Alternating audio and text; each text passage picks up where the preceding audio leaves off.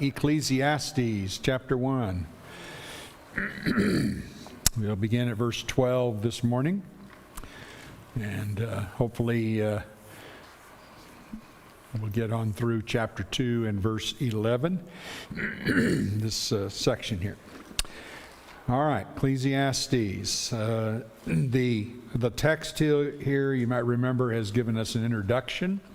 Prologue, maybe we would refer to it in the first 11 verses, which summarizes the conclusions of the rest of the book as far as the search that the preacher is going to go on concerning trying to find out under heaven, verse 13, all the wisdom, by wisdom, all the things that are going on under heaven, and to seek and search this out. If you go down to chapter 2, verse 3, he says, I searched with my heart how to cheer my body with wine, my heart guiding me with wisdom, and how to lay hold on folly, till I might see what was good for the children of man to do under heaven during the few days of their life. So there's two verses that give you a summation of what the preacher is doing and the search that he's going on to find out what's good for man to do all the days of his life. And then he inserts that little statement in verse 3, under heaven. And you see that also in verse 13 of chapter 1, under heaven. And this is a very unhappy business, he said. All right, so that's where we're going to start this morning.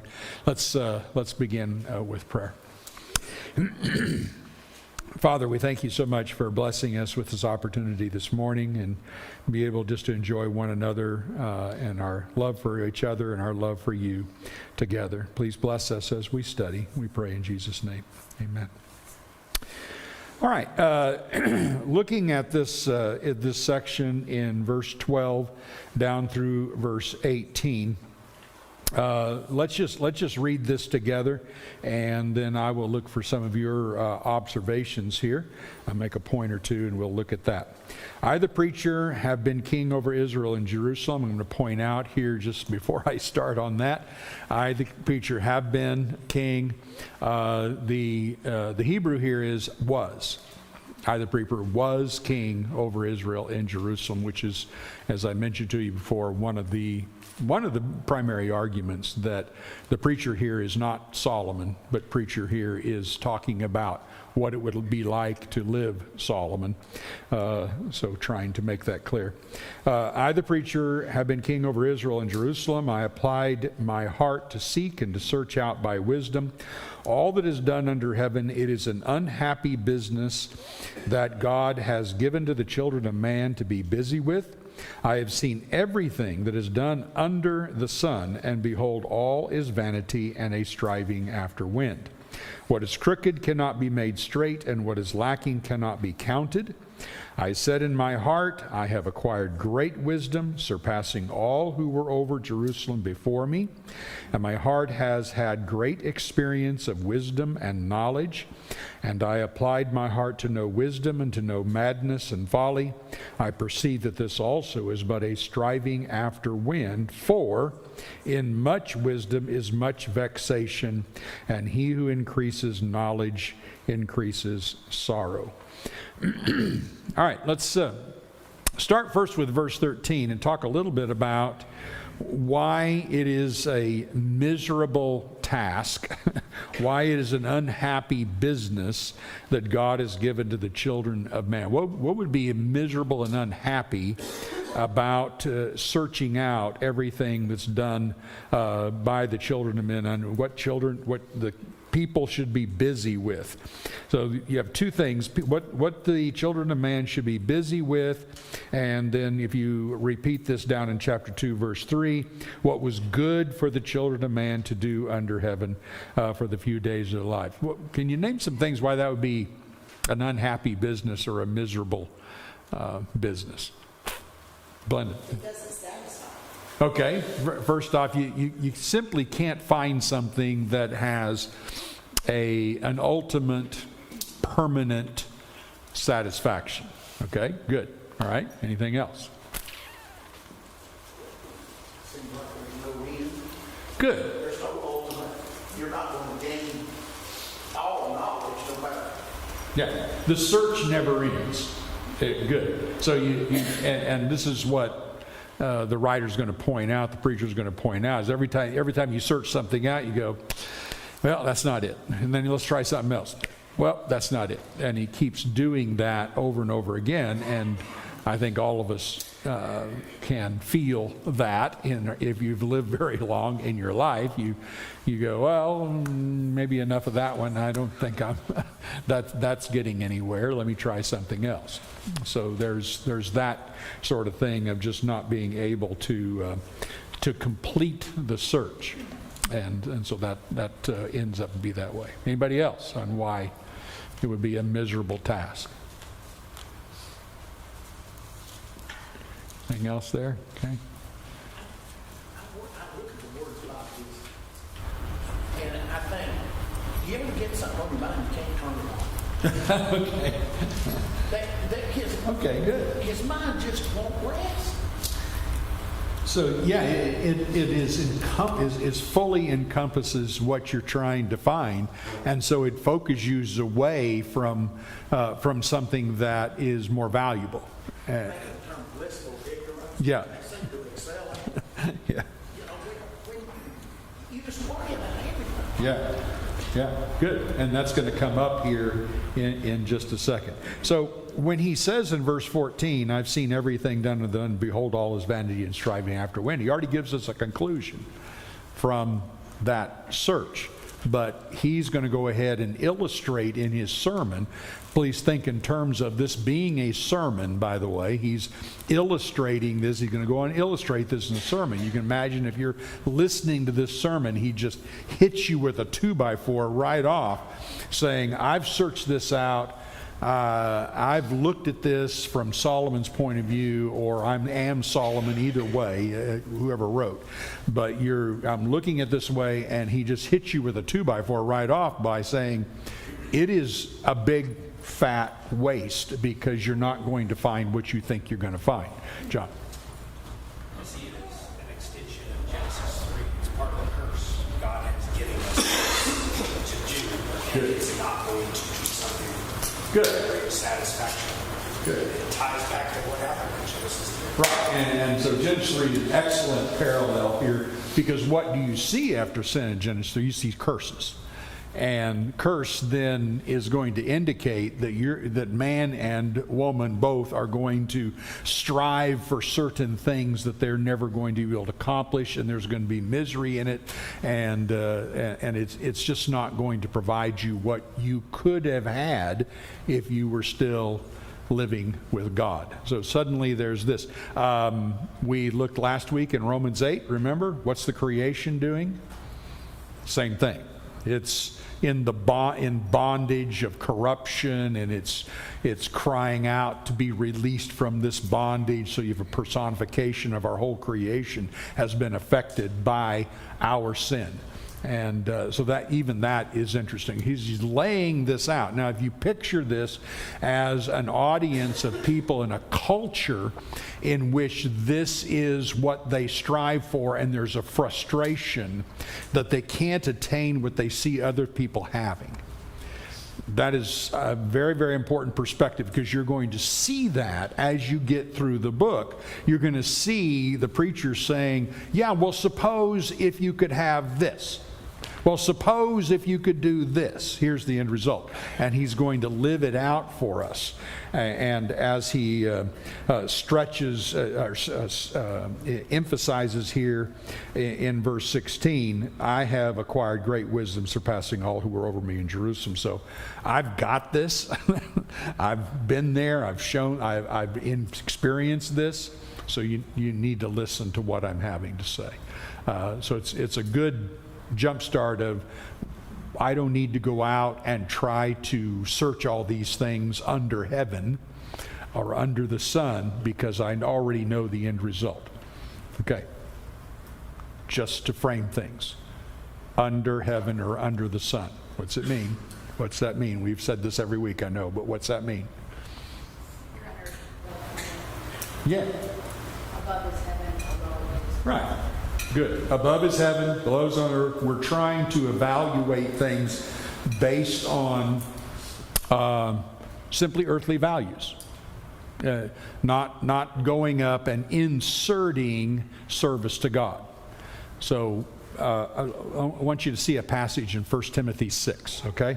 This is very, very difficult for, I think, a Christian to frame a lot of times, because our tendency is to immediately, if we're spiritual beings, to immediately think in terms of spiritual values as we read this, and we kind of look at the preacher and saying, you're wrong about that, because we want to insert God and balance things. But in 1 Timothy chapter 6, you'll see Paul charging those who are rich in this present world, down in verse 17. As for the rich in this present age, charge them not to be haughty, nor to set their hopes on the uncertainty of riches, but on God, who richly provides us with everything to enjoy. They are to do good, to be rich in good works, to be generous and ready to share, thus storing up treasure for themselves as a good foundation for the future, that they may take hold of that which is truly life. What seems to be a contrast in Paul said here and what we're reading in Ecclesiastes? Ecclesiastes infers it's all vanity. It's empty and breath short. And this one says you should plan. Okay, this one has an eternal treasure in heaven, an eternal thing. Okay, good, absolutely. What else is different here?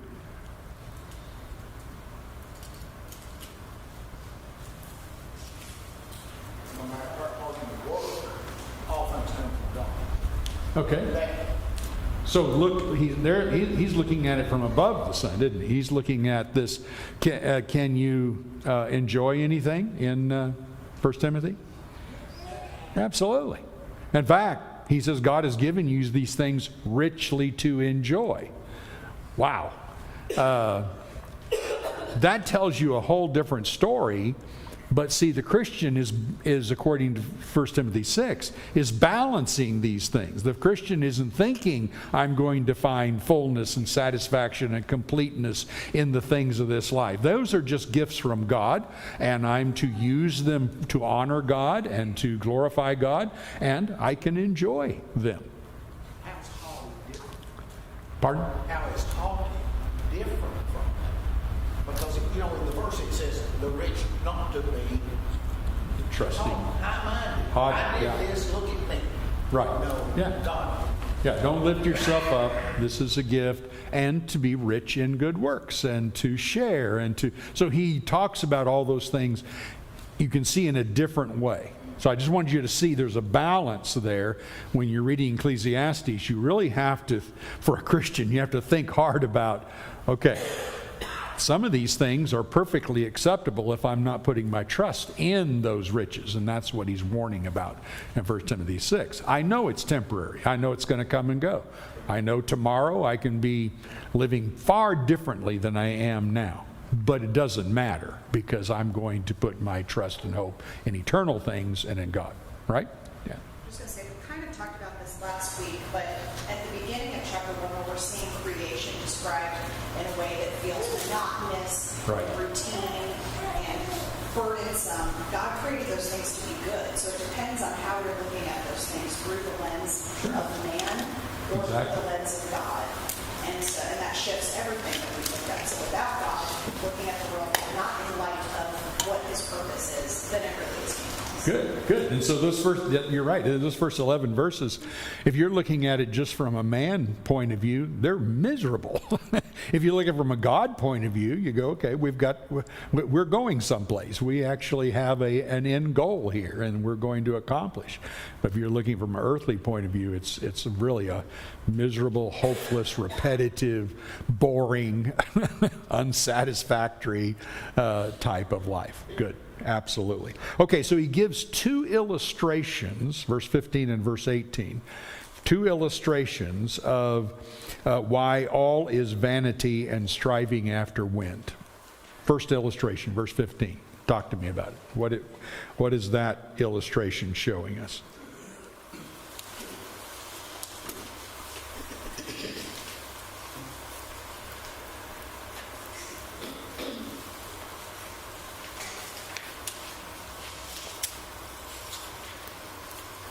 it's hopeless to try to change the curse on their own.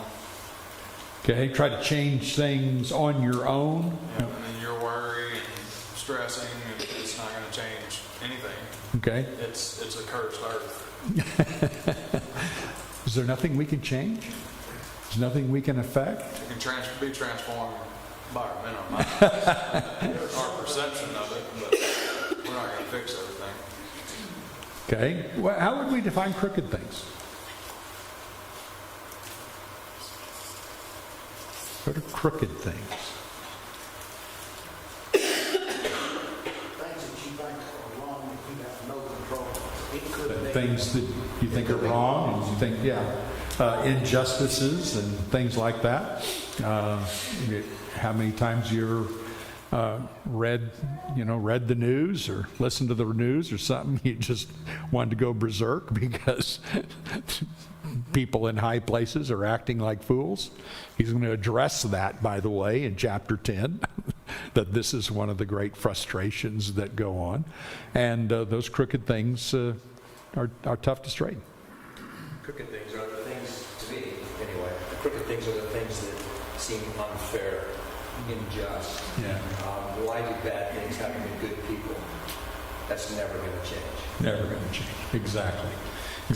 So don't think in terms, I think a danger to think in terms of, I should never try to fix anything or change anything or help anything or better anything.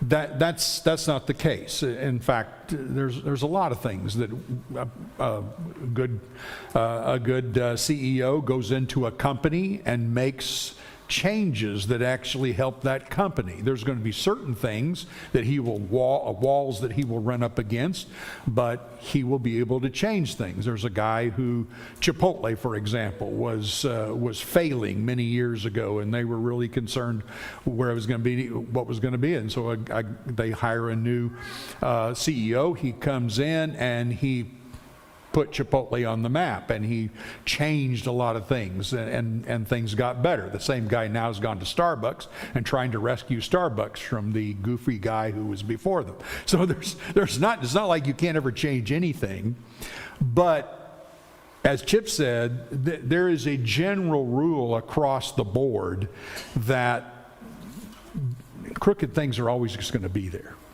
and they're tough. Look at 7:13, by the way. Okay, chapter 7, verse 13, he's going to repeat this. This helps a little bit. 7:13, consider the work of God who can make straight what he has made crooked.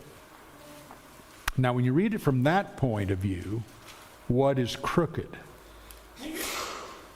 Especially if you added verse 14 to it, which I want to talk about later. What's crooked?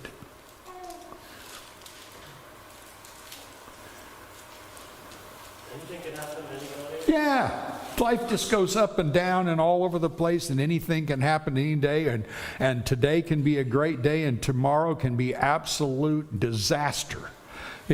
Everything, you can't settle it. I think, again, I was thinking about this earlier too, but just because of what you just said, I think there has some things to do with chapter 7, verse 7:13. It has some things to do with nature. You're not going to change things that God put in motion. Good. What he put in motion was nature.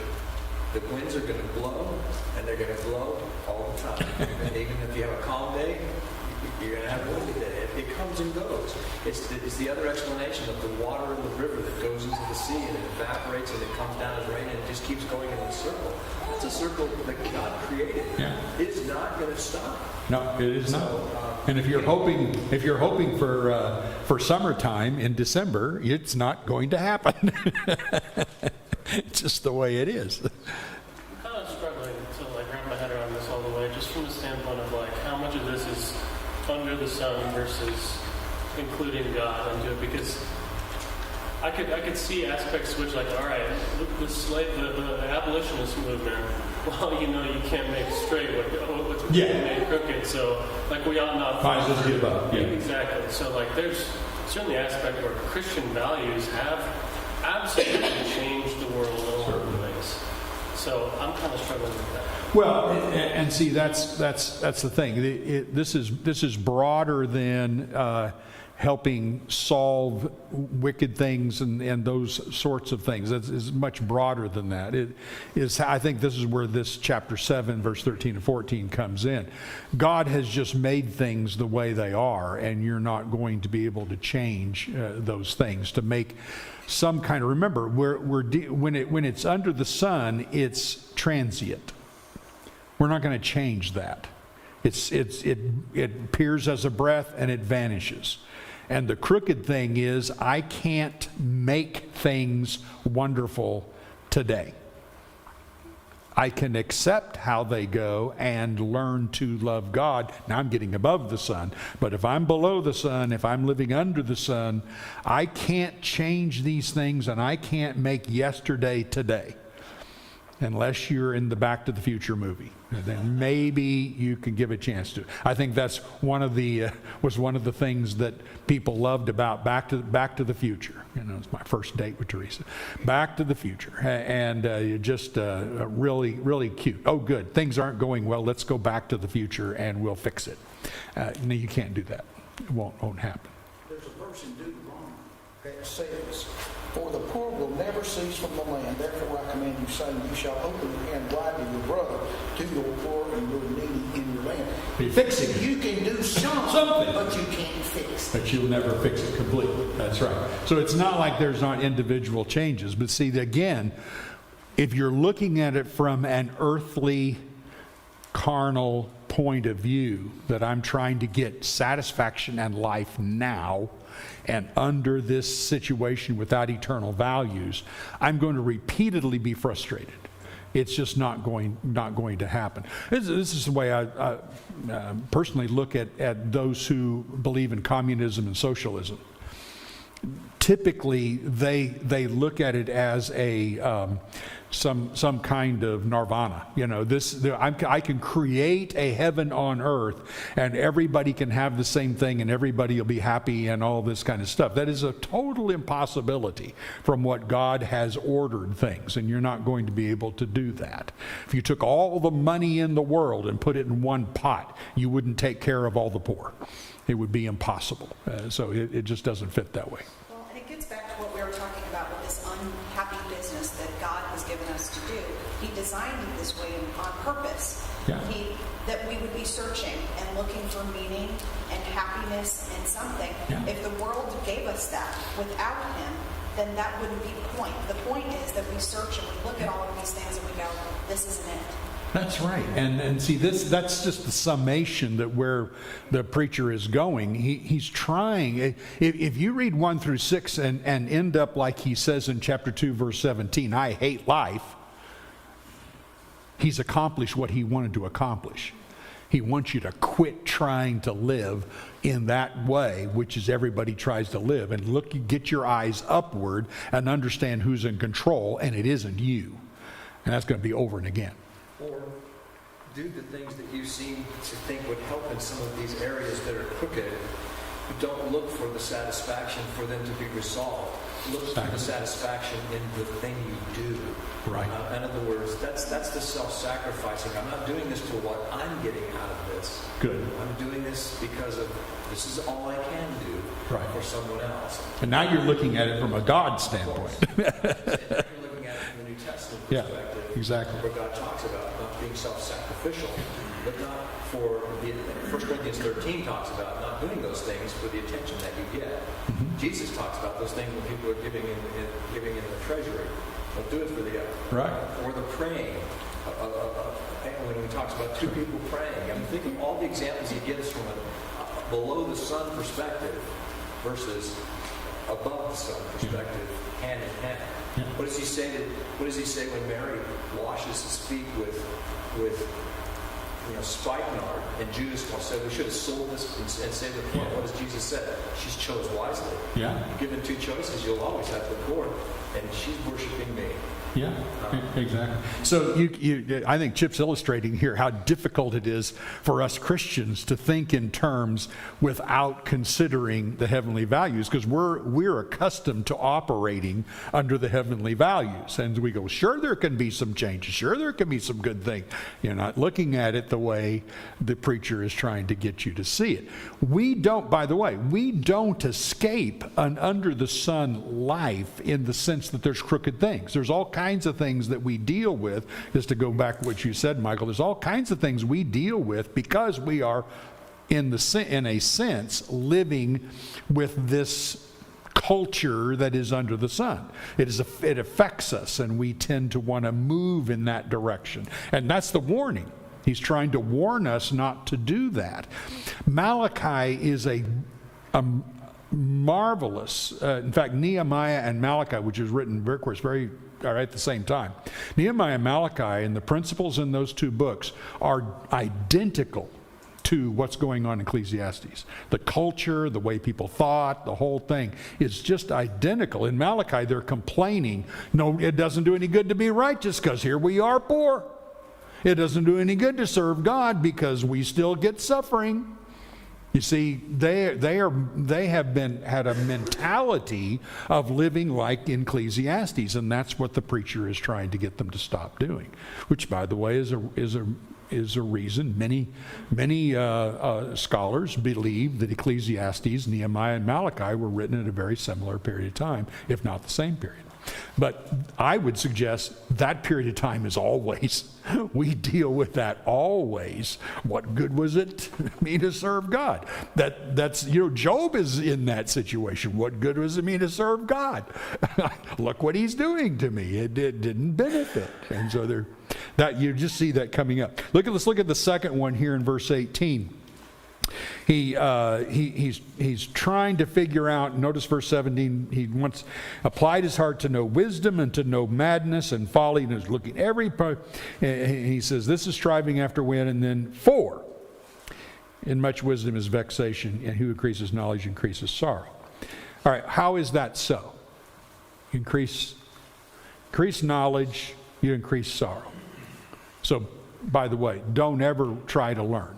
Just be a dum-dum. No, that's not what's saying. That's not what he's saying. But what is he saying?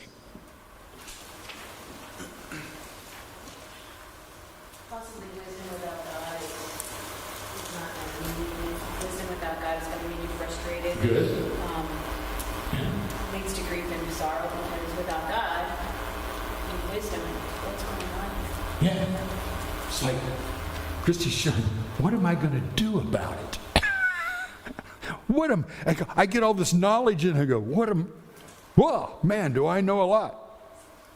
But when you know a lot, what do you also know?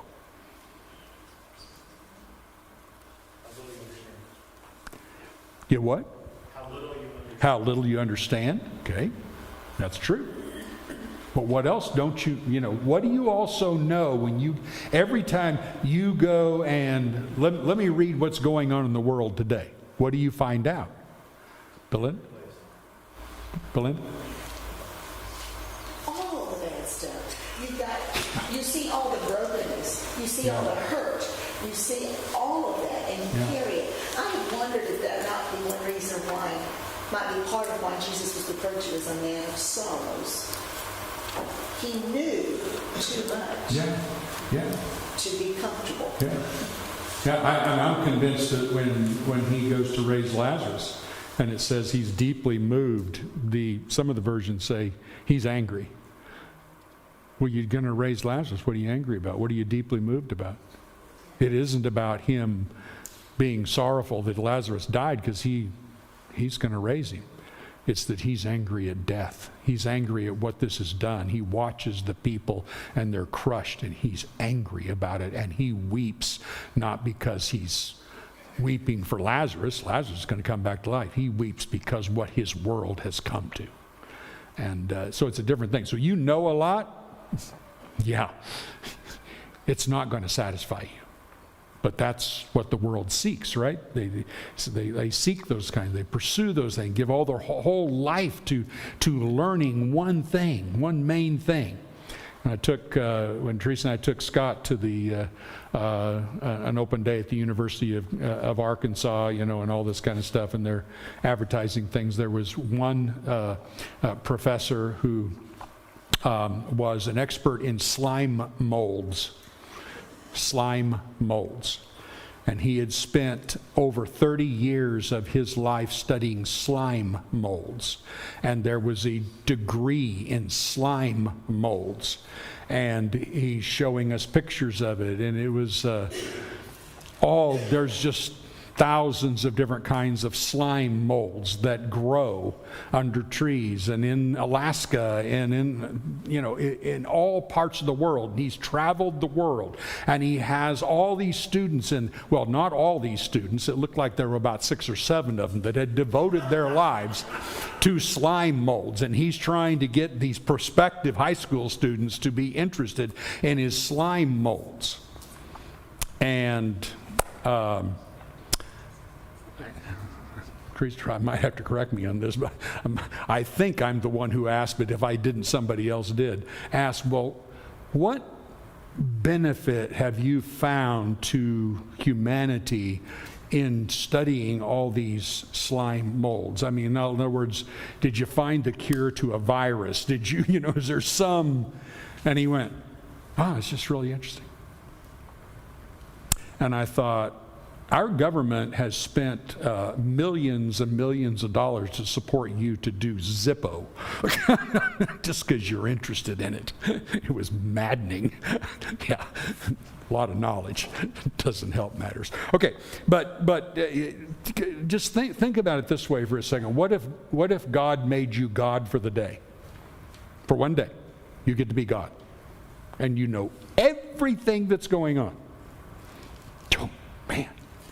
And then at the end of the day, boom, you're back, you're a human again, and you still know everything. Like, oh my, what a mess. You know all the terrible things that happen. One reason I feel sorry for a police officer. He sees the worst of the world all the time. I don't know how they mentally handle some of that. It's just so difficult. So there again, it's just an illustration of how easily things can just get out of control. But if you're looking at this under the sun, you're thinking, I can straighten it. And you're thinking, if I know it, if I can get the wisdom, I'm going to be the top of the top, and everybody's going to be amazed at me, and I can fix the world and all that. And he says, not so. All right, tell me about this new phrase we've gotten to, striving for the wind. Other versions, grasping for the wind. What does that imply to you?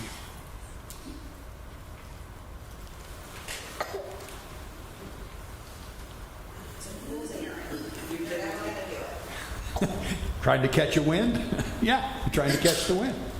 It's absolute silliness. How are you going to ever attain grasping for the wind? Hosea accused Israel of sowing to the wind, and they would reap the whirlwind. So it is, if you saw somebody just, like New American Standard, I think it translates chasing the wind. If you saw somebody just running as hard as they could run, just as hard as they could down the street, you go, what's going on? What are you doing? He says, I'm going to catch the wind. He said, well, we got a guy here who needs to go into a home. This is not right. And yet we live that way. This is what he's warning about. You're going to try to catch nothing. You can't grasp it. You can't hold on to it. You will not find profit from it. So again, that earthly life pursuit. Okay? You can't direct it. You can't stop it. Can't stop it. There's nothing you can do. If it wants to go that way, it's going that way, and you're not going to change it. That's exactly right, no matter what. So very, very important principle that you see here. Let's go to chapter 2 here. He said, he introduces this first 3 verses. In fact, many would suggest that this first 3 verses are, or first 2.5 verses at least, are part of chapter 1. I said in my heart, come now, I will test you with pleasure, enjoy yourself. But behold, this also was vanity. I said of laughter, it is mad, and of pleasure, what use is it? I searched with my heart how to cheer my body with wine, my heart still guiding me with wisdom, and how to lay hold on folly till I might see what was good for the children of man to do under heaven during the few days of their life. Now, here's the challenge on this one. Defining test you with pleasure, enjoy yourself. How would we summarize that or explain that or define that in today's language? What is he actually trying to do there? What's he testing out or searching?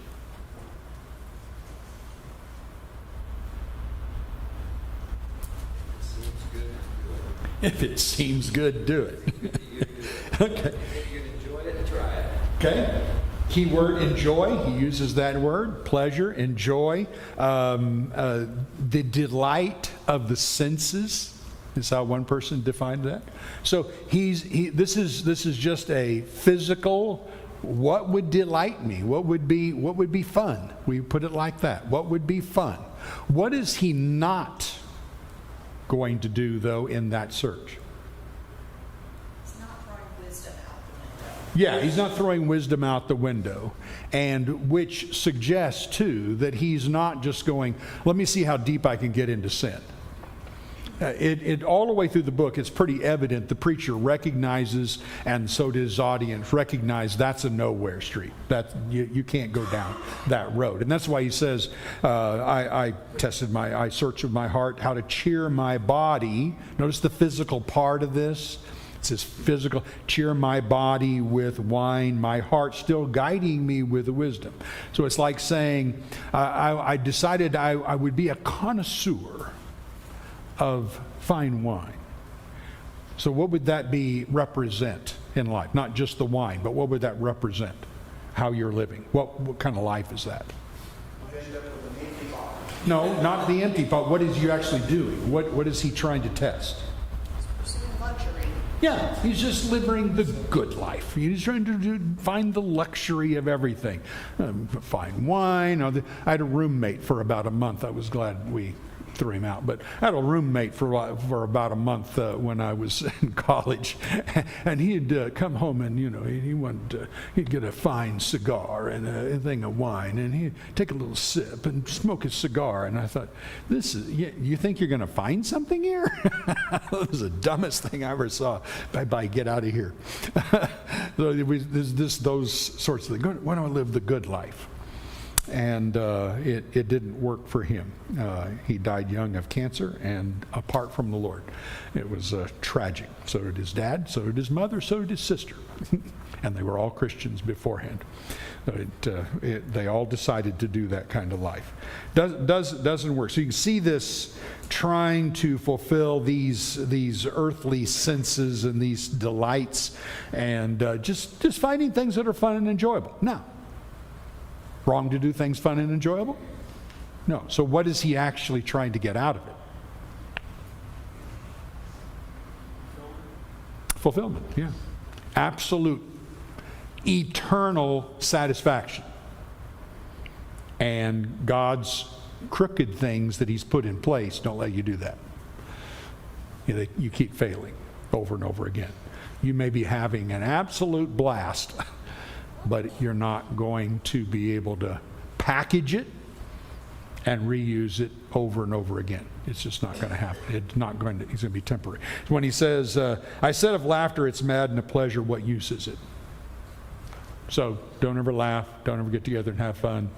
When our friends Kyle and Mary here, we laughed. I hadn't laughed that hard in a long time. We're just talking about old days and the crazy things we did when we worked together as preachers, and what our families did, and what our children did, and what Mary did to Teresa, keeping her out at night till 2 and 3 a.m. I'm like, what in the world are you girls doing? Escaping our children till 2 and 3 a.m. That's what you're doing. We laughed and laughed and laughed. Is that bad? No. But if you think pursuing it and capturing it, and it's going to just eternally change your life in some kind of earthly perspective failure. Not going to work. He says it just gets dumb after a while. One of the interesting things is that we now have much better language for this to describe the sorts of things that he's doing. And I mean, today we would say this is pursuing a dopamine addiction. Okay, good. That whenever we have a pleasurable experience, our body releases dopamine. Dopamine feels good. It's what makes you feel moderately euphoric when those things happen. And the problem is, once you do that thing, dopamine is metabolized relatively quickly in your bloodstream and it goes away. And to achieve that same moderate euphoria, we're not talking necessarily about a drug-induced thing, but to get that feeling, you have to do those things again. And you really have to do them longer. You have to do them with more depth, and eventually you get to a point where the only way someone can feel excitement is they have to go skydiving. I mean, literally. We all know that happens to people, right? And so, he's by seeking fulfillment in those things, he will have to push himself further and further into them, because by their very nature they are fleeting. So if you seek fulfillment in something that's fleeting, your fulfillment is naturally fleeting as well. It ends up to be, even though, like you say, you can do that without having a drug, but the dopamine itself ends up to be like a drug. I have to do more and more to get less and less, and pretty soon it just fails. That's exactly right. So he just showing that he very quickly seems to realize that is not going to work. And then he does this, and this, of course, is a perfect reflection of Solomon's life. Verse 4, I made great works, I built houses and planted vineyards for myself. I made myself, you might notice how many times myself comes in here, gardens and parks, and planted in them all kinds of fruit trees. I made myself pools from which to water the forest of growing trees. I bought male and female slaves, and had slaves who were born in my house. I had also great possessions of herds and flocks, more than any who had before me in Jerusalem. I also gathered for myself silver and gold, and the treasure of kings and provinces. I got singers, both men and women, and many concubines, the delight of the sons of man. So I became great and surpassed all who were before me in Jerusalem. Also my wisdom remained with me, and whatever my eyes desired I did not keep from them. I kept my heart from no pleasure, for my heart found pleasure in all my toil, and this was my reward for all my toil. Then I considered all that my hands had done, and all the toil I had expended in doing it, and behold, all was vanity and striving after wind, and there was nothing to be gained under the sun. Okay, so the earthly person would read that and go, that's the goal. Wouldn't you love it to be in a situation you wanted to do that? Let's go do it. You want to try that? Let's do it. Let's go. Doesn't matter. What comes in your heart, you say, how about that? Well, okay, let's do it. Money is no object. Time is no object. You can do it. And that's what Solomon certainly did. Name one positive he got out of it.